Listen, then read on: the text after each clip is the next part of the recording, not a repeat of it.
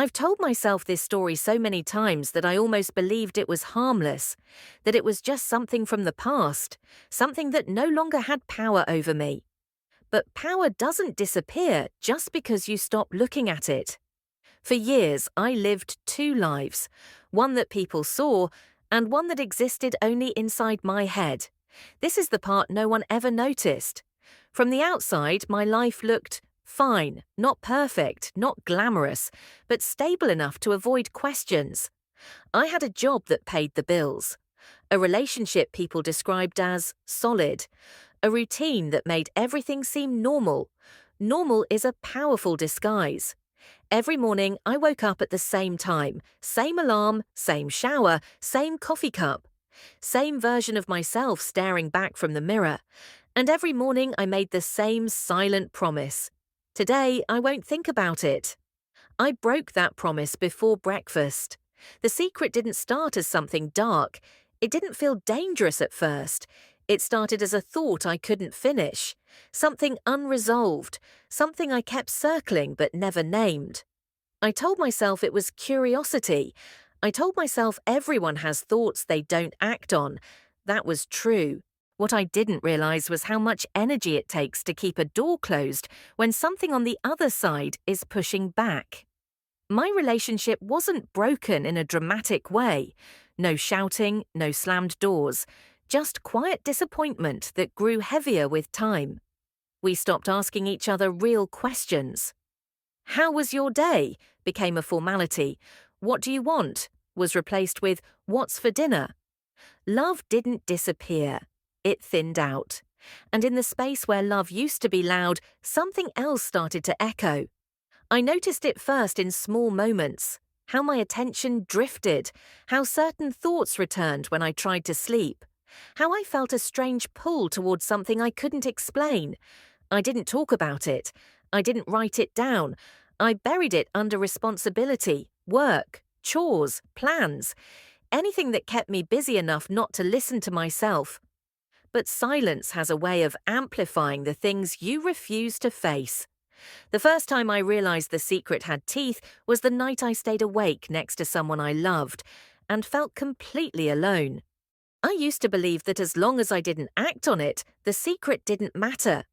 That thought gave me comfort. It let me sleep. It let me look people in the eye. But there's a difference between not acting and not being affected. And I was already changing. Once the thought crossed my mind that the secret might surface on its own, I couldn't unthink it. Every conversation felt like a test. Every pause felt suspicious.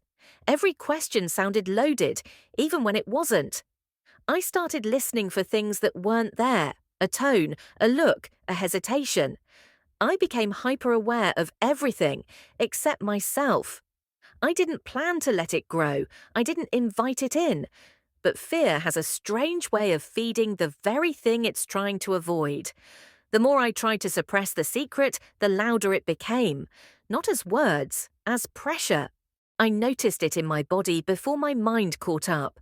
Tension in my shoulders, a tightness in my chest, that hollow feeling right below the ribs that never fully went away.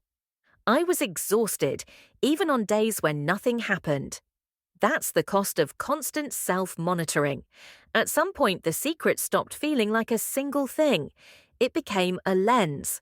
I filtered my entire life through it. What I said, what I didn't say, where I went, who I avoided. Every decision passed through the same silent question. Will this expose me? I didn't realize how deeply it had embedded itself until someone close to me asked a simple, innocent question. Nothing confrontational, nothing accusatory, just curiosity. And my reaction was immediate and extreme. I don't remember exactly when I stopped feeling in control. There wasn't a single moment I could point to. No dramatic event that announced itself.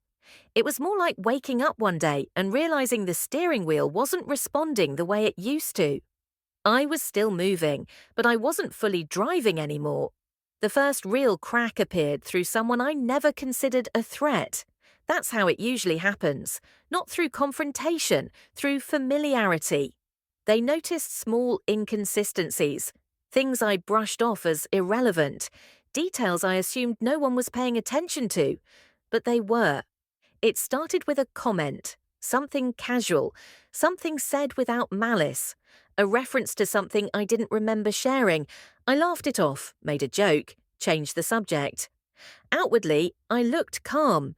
Inside, everything went cold. That was the moment I understood something fundamental. I wasn't hiding a secret anymore. I was being observed.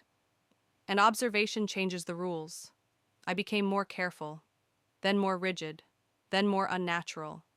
The irony is that the harder you try to appear normal, the more noticeable the cracks become. I over-explained, then under-explained, then avoided explanation altogether. None of it worked. People are incredibly perceptive when something feels off. They might not know what's wrong, but they know when something isn't right. And once that feeling exists, it doesn't disappear.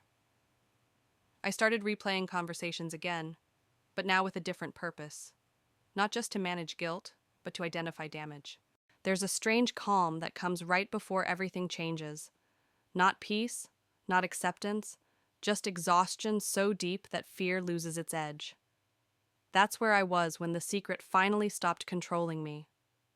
By that point, I wasn't waiting for exposure anymore. I was waiting for an ending. Any ending.